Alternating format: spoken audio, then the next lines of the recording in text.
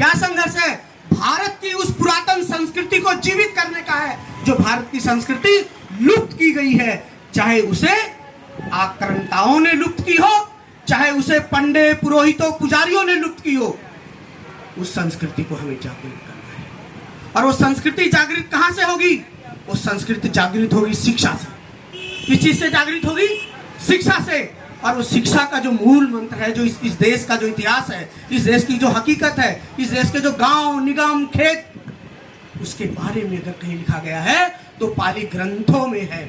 वही बाबा साहेब हमारे मसीहा डॉक्टर बी.आर. अम्बेडकर 1935 के अंदर वो कहते हैं ये बड़ा में कि मैं हिंदू में पैदा हुआ हूं लेकिन मरूंगा नहीं।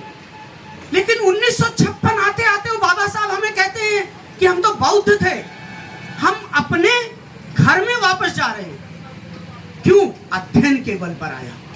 तो हम किसी का विरोध नहीं कर रहे हैं, इसीलिए मैं इस पे और चर्चा को नहीं बढ़ाऊंगा। हम पहले आज चर्चा करेंगे इस क्या कहते हैं जातक पे। और जो जातक कथाएं हैं वो पाली भाषा के संग्रहित है। अरे मैं तो उससे भी आगे बोलना चाहता हूँ। मोदी साहब ने पाली को सांस्कृतिक जो लैंग्वेज का दर्जा दिया, क्लासिकल लैंग्वेज का। तो हम तो जो जिस चीज को आप करना चाहते हैं उसको और आगे ले जाना चाहते हैं। आप तो हमें और सहयोग करो।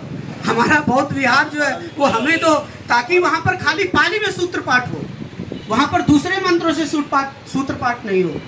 तो 10:15 से 11:15 तक हम लोग चर्चा करेंगे।